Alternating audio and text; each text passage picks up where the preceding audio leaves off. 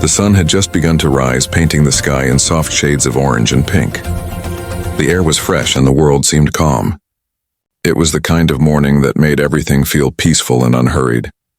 Judge Marcus Hill, a middle-aged black man with a kind face and gentle eyes, was driving home after attending a long legal conference in another city.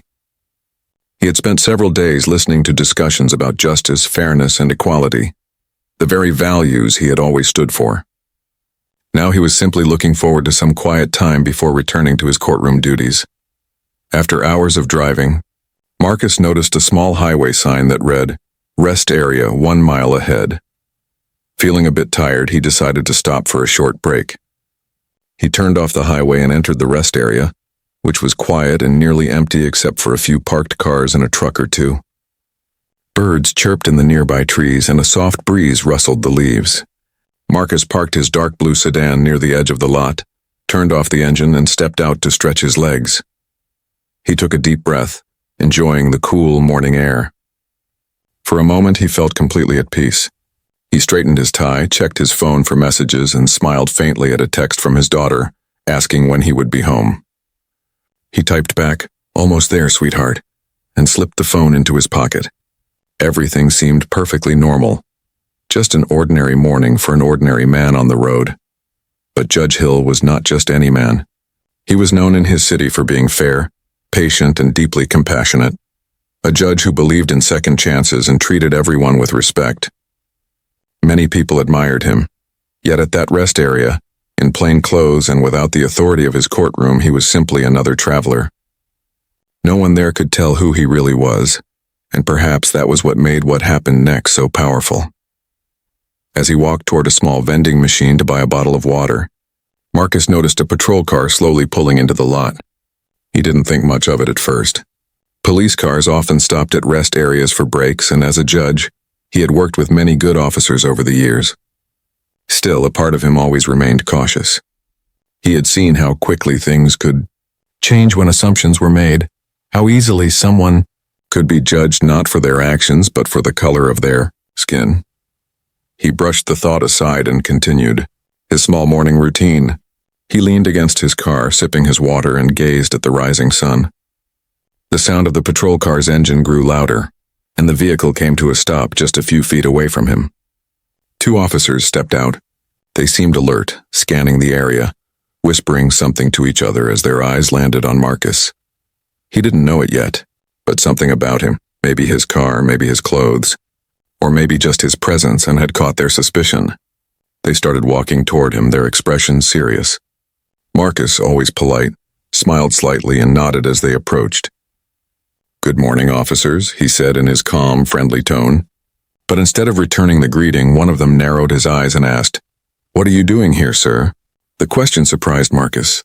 It wasn't rude, but the tone carried a quiet suspicion. "Just stretching my legs," he replied. "Been driving all night." He held up his car keys and gestured toward his sedan. The officers didn't smile.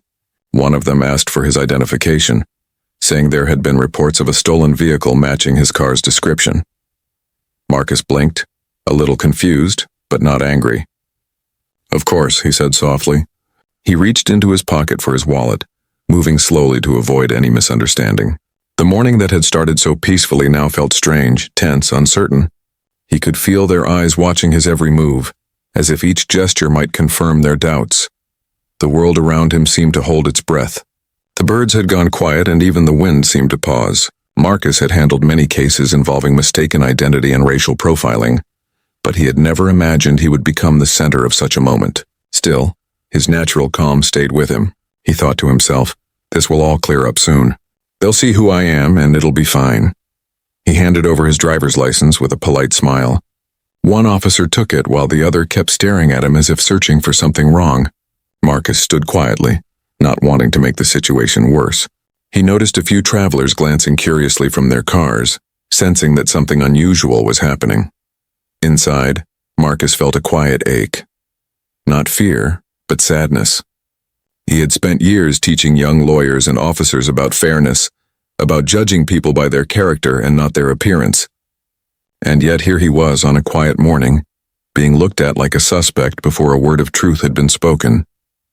As the officer stepped aside to check his ID, Marcus leaned against his car again, his mind heavy with thoughts.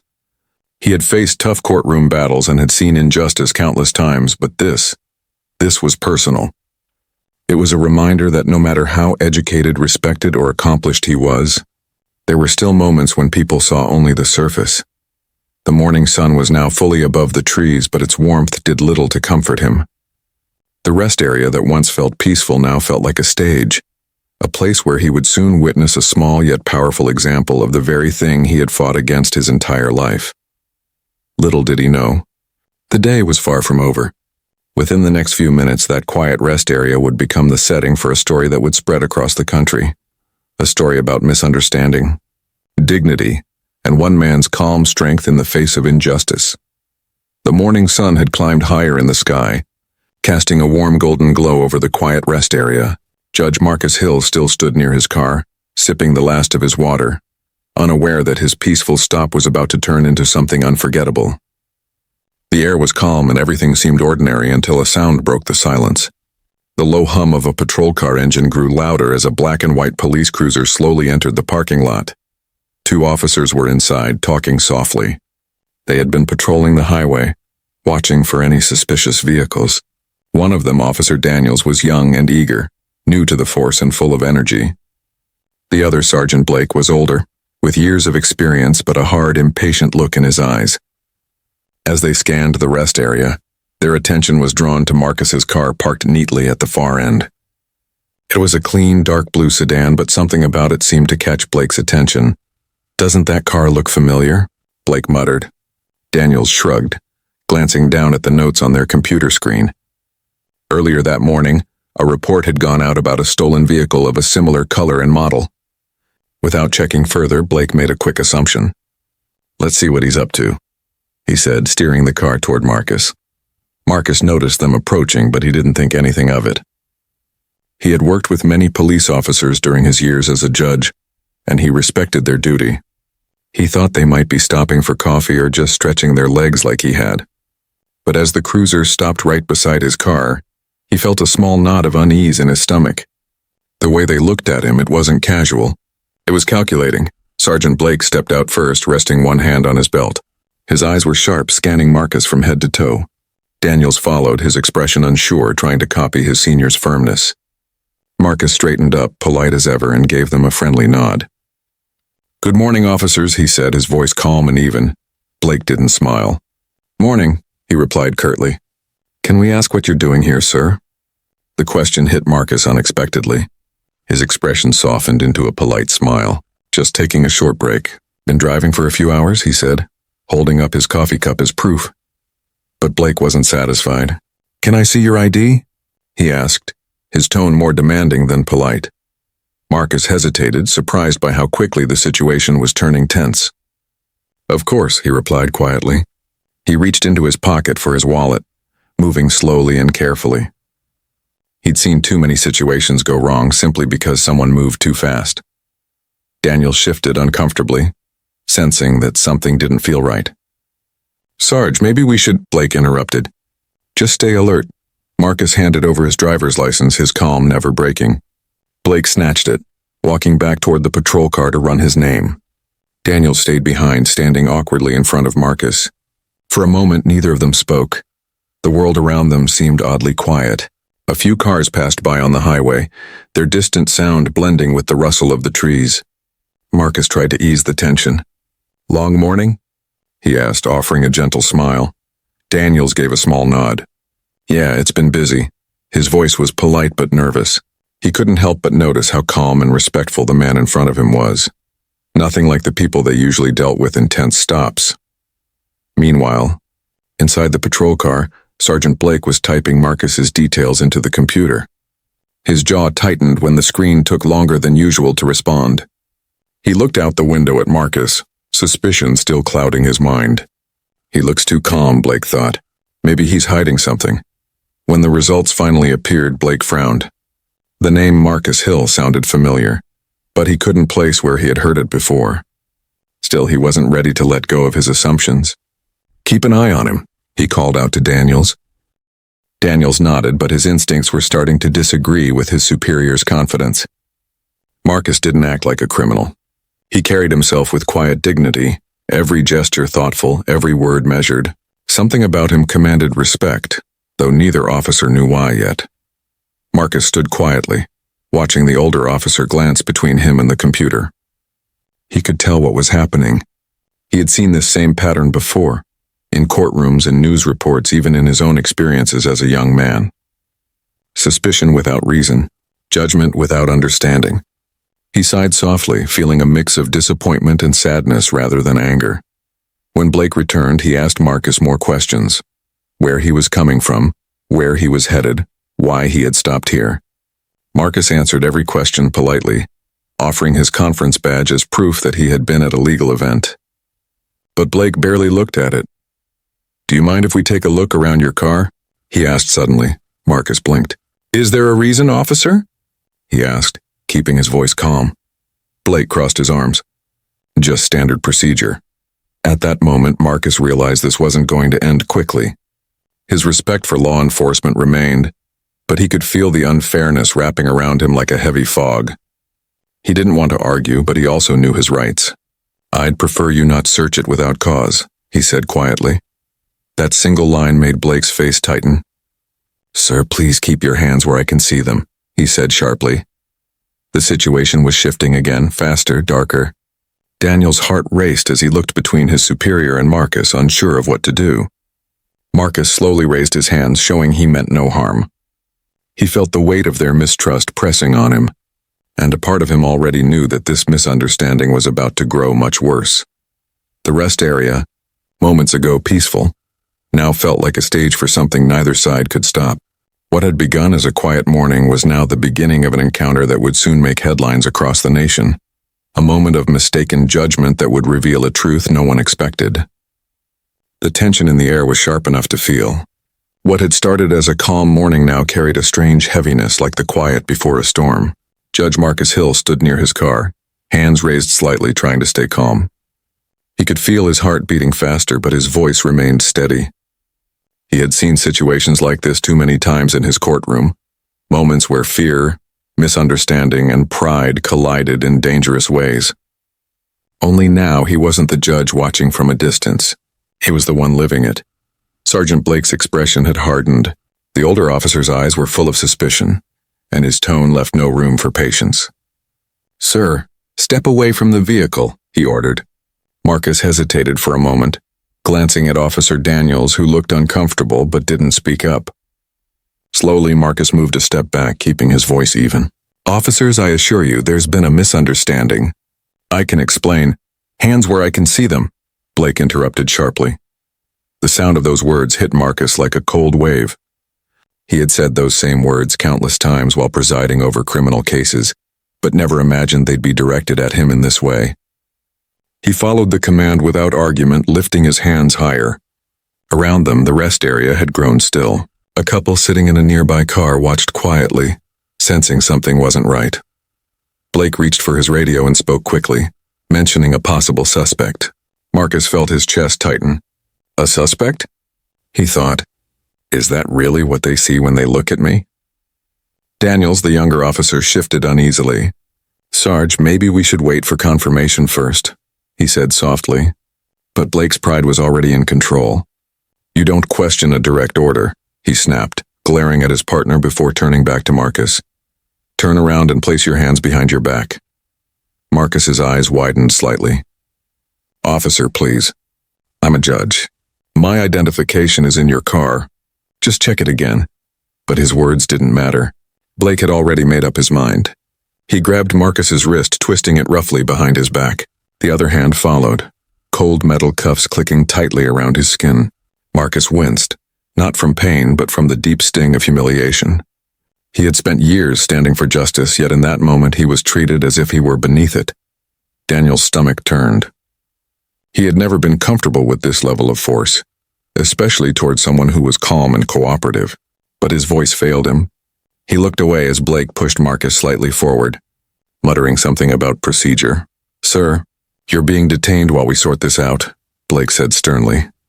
Marcus swallowed hard, choosing silence over resistance. He had seen too many cases ruined by anger. He knew the best thing he could do now was stay composed, no matter how unfair the situation felt. He stood still, breathing slowly, the cool morning air brushing against his face. A small crowd had started to gather, travelers whispering to one another, phones lifted, recording the scene. A woman gasped quietly as she recognized the man being handcuffed.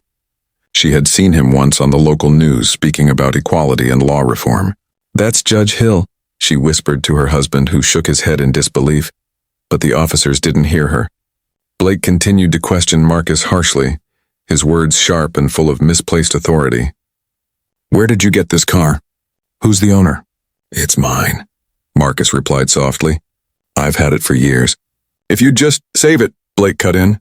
"We'll figure it out at the station." Marcus looked at the younger officer, his calm eyes silently asking for reason, for decency. Daniel shifted nervously, guilt flashing across his face. He could see clearly now that this wasn't the behavior of a criminal. There was no aggression, no lies, just quiet dignity. And yet, his senior officer's pride refused to let go of control. As Marcus stood there, the cuffs tight against his wrists, his mind drifted for a moment to the courtroom he knew so well. He thought about the young defendants who had once stood before him, scared and powerless. He had always told himself that justice must be fair, that every person deserves to be seen as human first. But standing there under the cold gaze of suspicion, he realized how easily those principles could crumble in real life. Blake stepped away to speak into his radio again, while Daniels remained behind, silent and uneasy. "You're making a mistake," Marcus said quietly, not in anger but with calm certainty. Daniels met his eyes and saw something there that made his chest tighten. Not fear, not defiance, but disappointment. The scene was painfully ironic. The man they were handcuffing wasn't just innocent. He was the very person who represented justice in their community. Yet at that moment, all they saw was a black man standing beside a car that looked suspicious. The minutes dragged on like hours. The wind rustled through the trees, carrying with it the murmurs of bystanders and the faint clicking of recording phones. Marcus closed his eyes briefly, gathering strength. He didn't shout or argue. He simply stood there, letting the weight of the situation speak for itself. Finally, Blake called out to his partner, "Run another check on his license. Something's not adding up." Daniels nodded quickly, relieved to have an excuse to step away. He hurried to the patrol car, his hands trembling slightly as he typed Marcus's information into the system once more. The moment the screen refreshed, his eyes widened. There it was, Hunter Marcus Hill, State Superior Court Judge. Daniels froze. His throat went dry as he stared at the name again, making sure he wasn't seeing things. The man they had just handcuffed, the man they had accused of stealing a car, was the very judge scheduled to hear their department's misconduct review next week. His breath caught. "Sarge, you need to see this," he said weakly, but Blake didn't hear him yet. He was still standing by Marcus, still too caught up in his own authority to realize the gravity of what he had done. The silence between them was heavy, filled with everything unsaid, judgment, pride, and the weight of a truth that was about to shatter his certainty. And there, under the bright morning sun, Marcus Hill stood with quiet strength, unaware that justice, or the very thing he stood for, was about to take an unexpected turn. The cold metal of the handcuffs bit into Marcus Hill's wrists as he stood beside his car, his shoulders straight, his dignity intact despite the sting of humiliation burning beneath his calm exterior. The sound of the cuffs clicking had drawn more attention now. A few travelers had stopped to watch, whispering to each other, phones discreetly raised to capture the scene. The rest area, once peaceful and quiet, had turned into a small stage where pride, misunderstanding, and bias were playing their painful parts. Sergeant Blake stood a few steps away, speaking into his radio, with the confidence of a man who believed he was doing the right thing. Officer Daniels, however, stood frozen by the patrol car, staring at the computer screen in disbelief. The results flashing before him told a truth that made his stomach drop. The man they had handcuffed wasn't a suspect. He wasn't even close. He was Judge Marcus Hill, a respected figure in their state's legal system, and, worse for them, the very judge assigned to oversee their upcoming misconduct case. Daniels's mouth went dry. He could feel his pulse in his ears. "Sarge," he said softly, almost afraid to speak. "You need to see this," but Blake didn't turn around. "Not now," he snapped. "Secure the scene first. Daniel swallowed hard. Sarge, please. You really need to look at this. His voice shook slightly, but Blake's pride wouldn't let him listen. He walked over to Marcus instead, his hand still resting near his holster. An unnecessary gesture, but one meant to assert control. Marcus met his eyes calmly. Officer, he said in a quiet but steady voice, you've made a serious mistake. Blake frowned. We'll be the judge of that. Marcus almost smiled at the irony. No, he said softly. Actually, I will be. That simple sentence hung in the air, strange and heavy. Blake didn't understand it yet, but Daniels did. He hurried over, tablet in hand, and held it out to his superior. Sarge, look at this, he insisted. Blake snatched the tablet and glanced at the screen and then froze. The words seemed to leap off the display. Honorable Marcus Hill, State Superior Court Judge. For a few long seconds, Blake didn't move. His face drained of color. His eyes flicked from the screen to Marcus, then back again, as if his mind refused to accept what he was seeing. The silence between them grew unbearable. Even the bystanders could sense that something had shifted. Daniels cleared his throat awkwardly. Sir, he's a judge, he said quietly. Blake's jaw tightened. He stumbled over his words. Marcus didn't say a word. He just looked at them, his expression unreadable.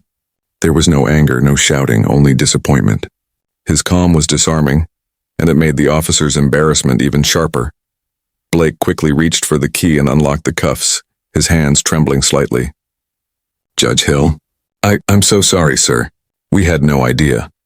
The cuffs clicked open, and Marcus slowly rubbed his wrists, the red mark standing out against his dark skin. His voice was soft, but every word carried weight. You had no idea because you didn't want to have one, he said quietly. You saw a man, not a person. You saw my color before you saw my character. Those words hit like a hammer. Daniels lowered his eyes, guilt flooding his face. Blake's throat tightened, but pride still clung to him, refusing to let him fully apologize. It was just a misunderstanding, he muttered.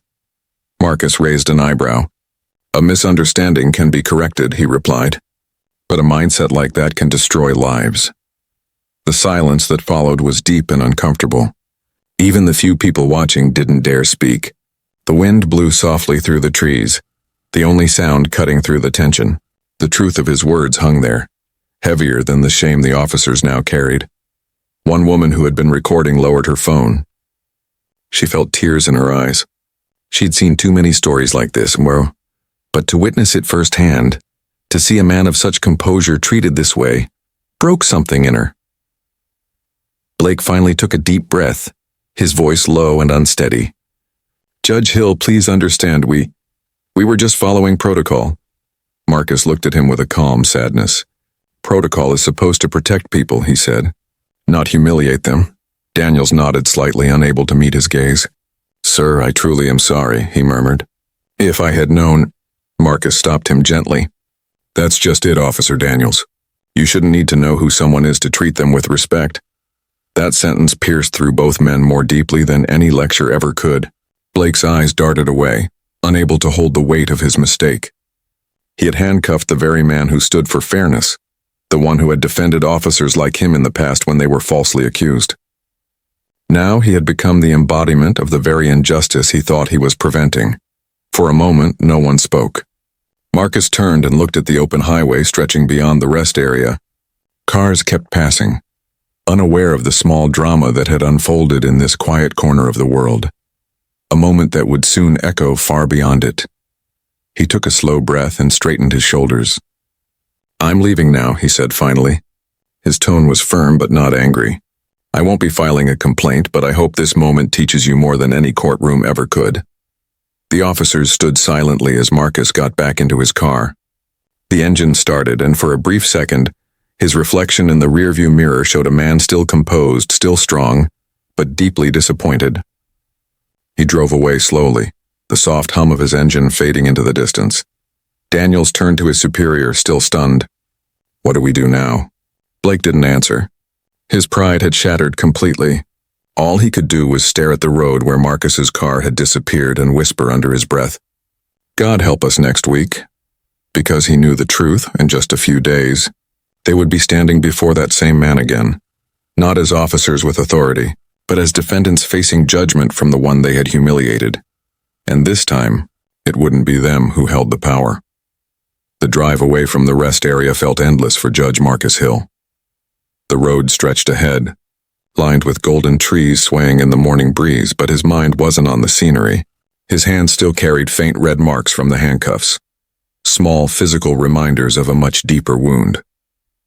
He had faced injustice many times in his courtroom, but to live it firsthand, to feel the sting of suspicion so personally, was something entirely different.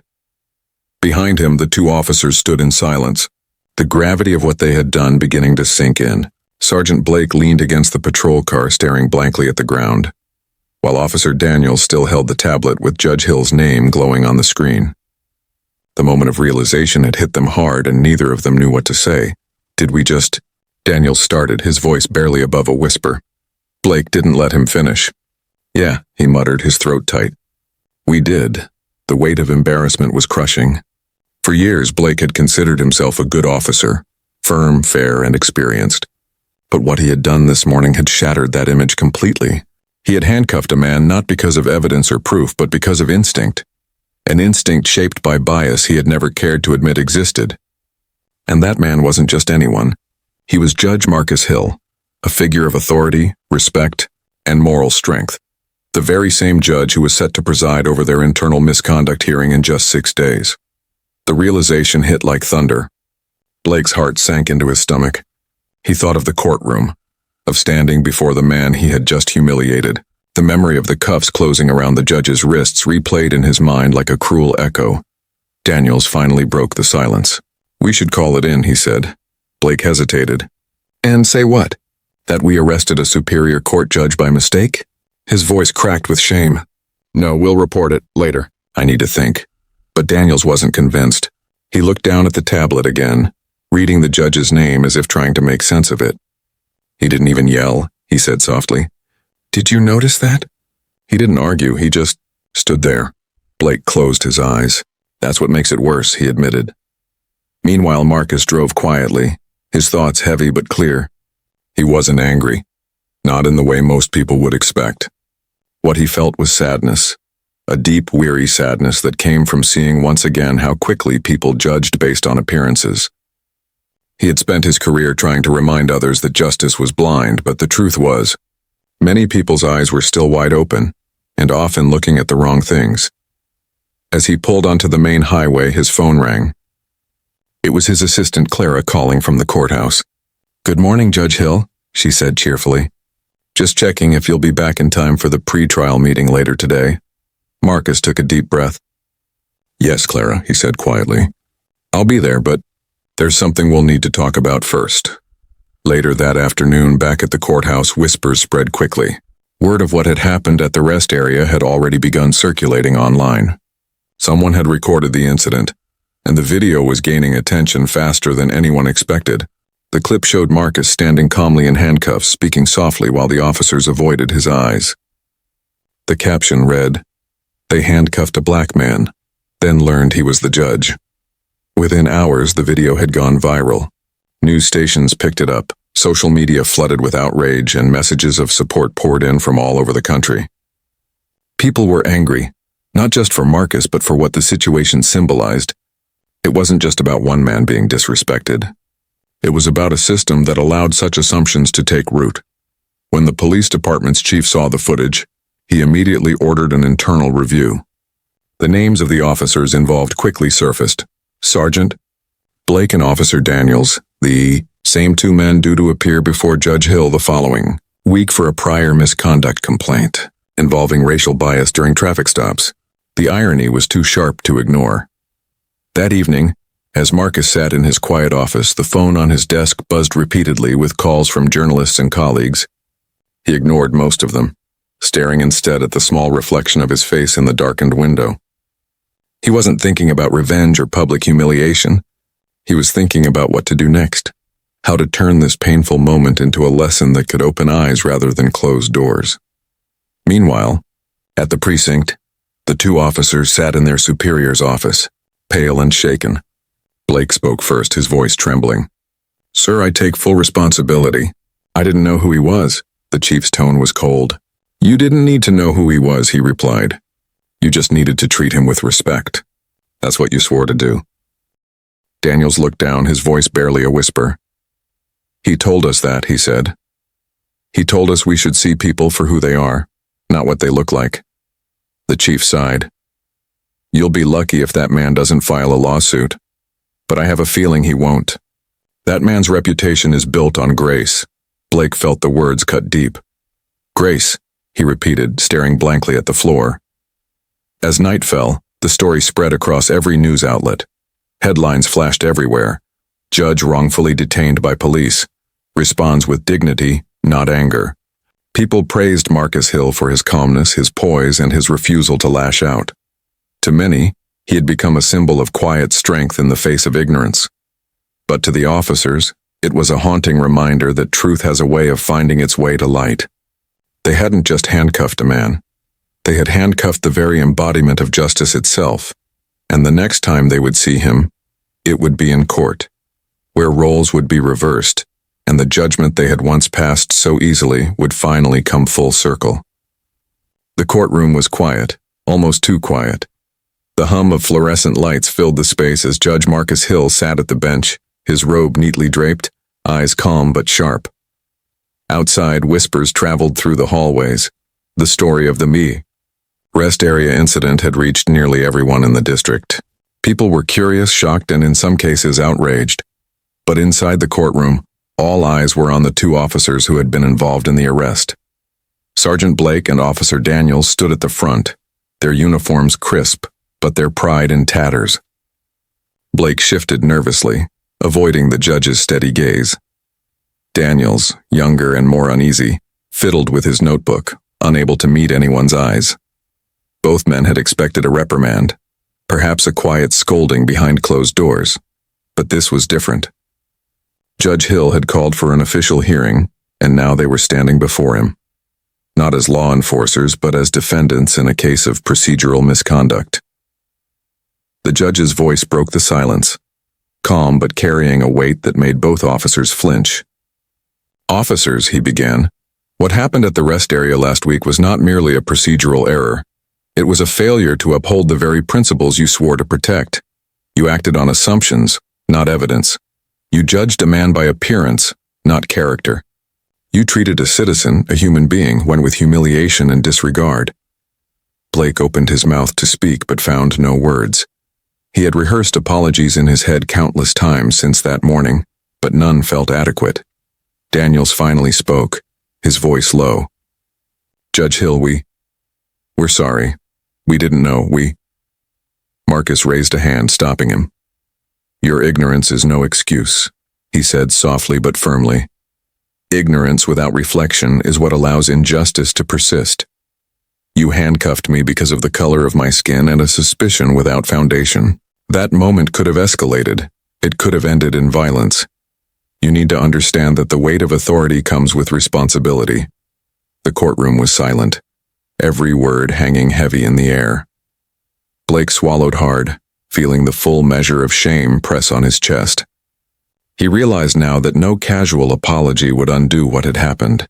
His actions, the choices he made in that few minutes at the rest area, had real consequences, and the impact went beyond him or even this courtroom. It was a reflection of systemic issues he had long ignored. Marcus leaned slightly forward, his eyes steady on the officers. I will not seek personal revenge, he said. But justice is about accountability. You must understand the human cost of your assumptions. You must learn to see people as they truly are, not as convenient stereotypes. Only then can you carry the badge responsibly. Daniel's shoulders slumped, his voice barely a whisper. We understand, Judge Hill. Truly. Blake's voice cracked. We've learned a hard lesson. I can't undo what happened. Marcus nodded slowly. No, you cannot. But you can choose to act differently from this moment forward. You can reflect, listen, and change your approach. That is the lesson here. Not just for you, but for everyone who wears a uniform. Respect must come first. Judgment comes last. The judge's words lingered in the room long after he spoke. They weren't just instructions or criticisms. They were a mirror held up to the officer's own conscience. Both men felt it, a deep, uncomfortable recognition that they had been wrong, not just in procedure but in understanding the weight of their authority. As the hearing concluded, Marcus stepped down from the bench, his composure unwavering. The officers remained rooted in place, silent, humbled.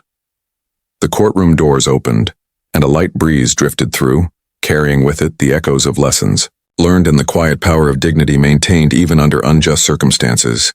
Outside reporters waited, but Marcus ignored the cameras. He knew the story had spread, and he knew the world was watching, not for the humiliation he had endured, but for the grace he had shown in the face of it.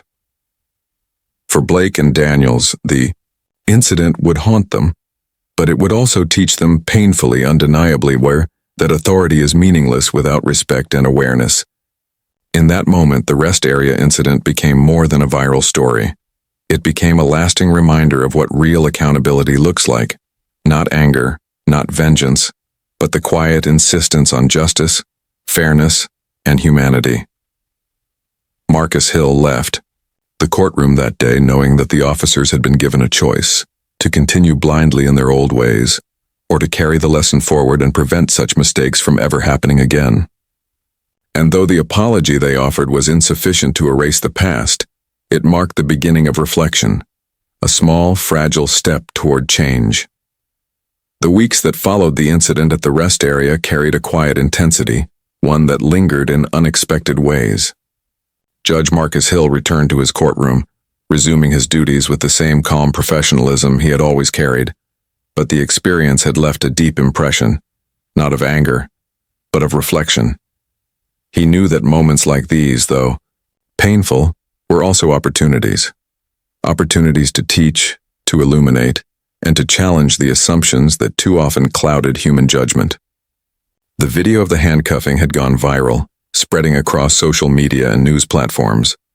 Millions had seen the footage of Marcus standing with dignity as the officers struggled with their assumptions.